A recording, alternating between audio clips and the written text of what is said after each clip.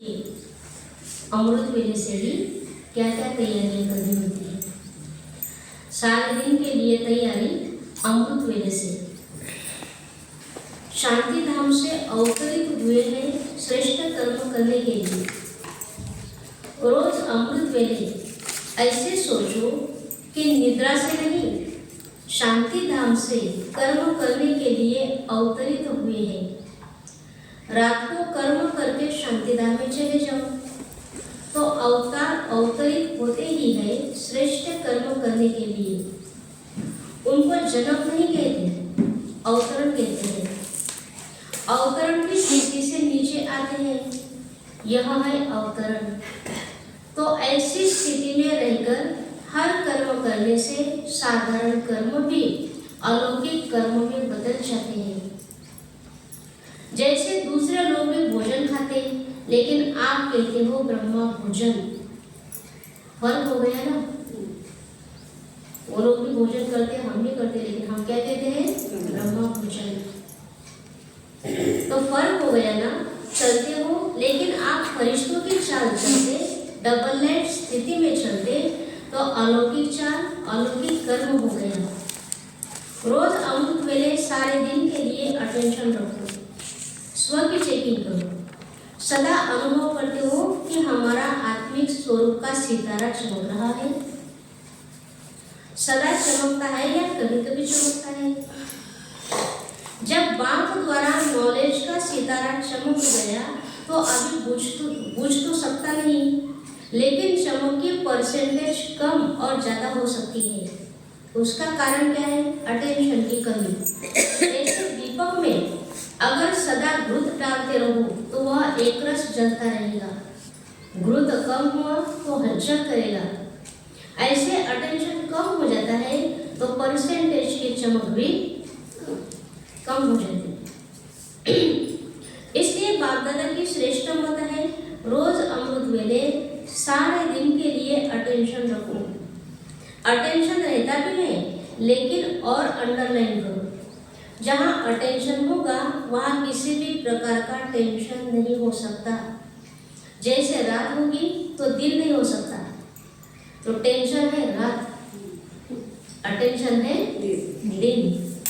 तो दिन और रात दोनों इकट्ठे रह नहीं सकते। अगर किसी भी प्रकार का टेंशन है तो सिद्ध है अटेंशन नहीं। साधारण अटेंशन और संपूर्ण अटेंशन में भी अंतर है। संपूर्ण अटेंशन अर्थात जो बाप के गुण व शक्तियां हैं वह अपने में हो। अमृत वेले से लेकर स्वचिंतन शुरू करो और बार बार स्वचिंतन के साथ साथ स्व की चेकिंग करो। चेकिंग नहीं करते हैं, चिंतन करते हैं। इसको एक दृढ़ संकल्प की रीति से अपने जीवन का निजी कार्य नहीं बनाते, इसलिए अलबेलापन आता है। जैसे भोजन खाना एक निजी कार्य है ना, रोज भोजन करते, दिनचर्या में आ गया, वो कभी भूलता है क्या? भोजन करना कभी भूलता है?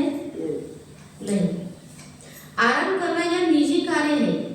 अगर एक दिन भी 2-4 घंटे आराम नहीं करेंगे तो चिंतन चलेगा ना कि आज मैंने नींद कम की। जैसे उसको इतना आवश्यक समझते हो, वैसे स्व चिंतन और स्व की चेकिंग इसको भी आवश्यक कार्य न समझने के कारण अलबेलापन आता है। पहले वह आवश्यक समझते हो या नहीं? अमृत वेले रोज इस आवश्यक कार्य को रिफ्रेश करो, तभी सारा दिन उसका बल मिलेगा। अगर फिर भी अलबेलापन आता है तो अपने आप को सजा दो। इतना करने के बाद भी अगर अलबेलापन रहता है तो अपने आप को सजा दो। जो सबसे प्यारी चीज है ना, वह करते हुए लगता है, उससे अपने को किनारा कर दो। कौन सी सजा दो? जो सबसे प्यारी चीज है उससे। छोटे बच्चों को भी ऐसी सजा देते हैं ना, उससे जो प्रिय है, या तो मोबाइल नहीं देंगे या तो टीवी में रिचार्ज नहीं करेंगे, सजा देते हैं ना ऐसे। तो जो चीज या कर्तव्य अच्छा है उससे अपने को किनारा करो। पश्चाताप करना चाहिए। अभी पश्चाताप कर लेंगे तो पीछे पश्चाताप नहीं करना पड़ेगा। रोज अमृत वेले अपनी महिमा, बाप की महिमा, अपना कर्तव्य, बाप का कर्तव्य रिवाइज करो। एक निजी नियम बनाओ। अलबेलापन तभी आता है जब सिर्फ डायरेक्शन समझा जाता है, नियम नहीं। जैसे दफ्तर में जाना जीवन का नियम है तो रोज जाते हैं, ऐसे अमृत वेले उठकर अपने नियम को दोहराओ। मेरे जीवन की विशेषता क्या है, ब्राह्मण जीवन के नियम क्या है, और हर घंटे चेकिंग करो कि कहाँ तक नियम को अपनाया। हर समय बार बार चेकिंग करो, सिर्फ रात को चेकिंग नहीं करना।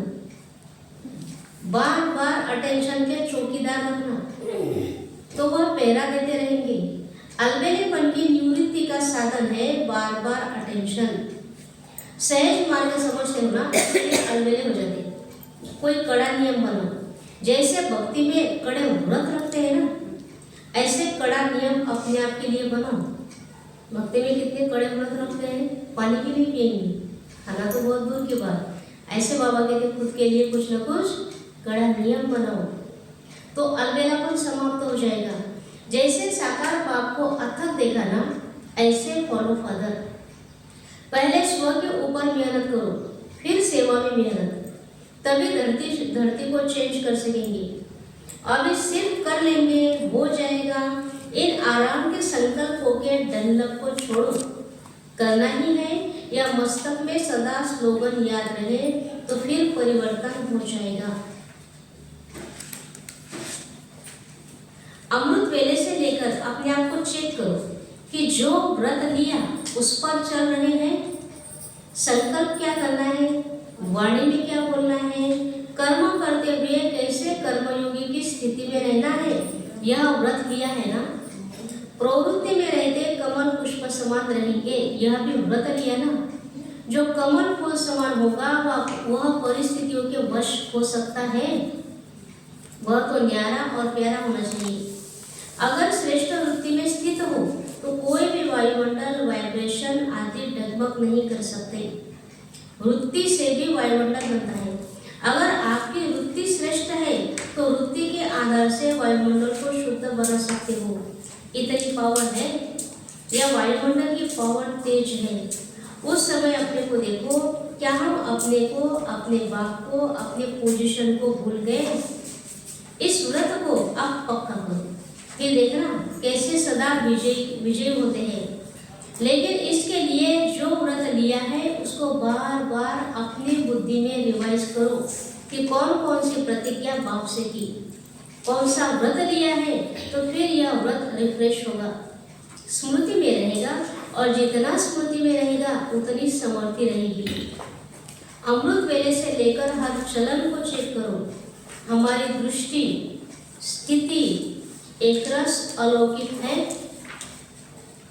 चेहरे का पोज सदा हर्षित रहता है, चेहरा हमारा सदा हर्षित रहता है, वह समय प्रति समय बदलता रहता है।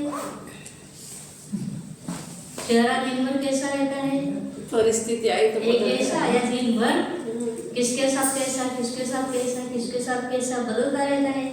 सिर्फ योग में बैठने के समय व कोई विशेष सेवा के समय अलौकिक स्मृति व वृत्ति रहती है, या साधारण कार्य करते हुए भी चेहरा और चलन विशेष रहता है।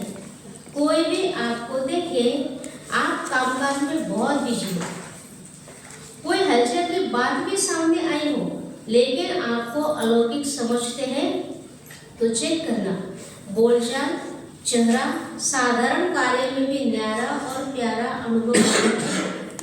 कोई भी समय अचानक कोई भी आत्मा आपके सामने आ जाए तो आपके वाइब्रेशन से, आपके बोलचाल से यह समझेंगे कि यह अलौकिक फरिश्ते हैं। अमृत वेले से उठकर अपने को अटेंशन के पट्टे पर चलाना। पटरी पर गाड़ी ठीक चलती है ना, तो चेक करना सारे दिन में कोई ऐसा बोल तो नहीं बोला, वह मनसा में कोई व्यर्थ संकल्प तो नहीं चला, या कोई कर्म रॉन्ग तो नहीं हुआ। हर संकल्प पर पहले से ही अटेंशन रही। योग युक्त होने से ऑटोमेटिकली युक्ति युक्त संकल्प, बोल और कर्म होगा।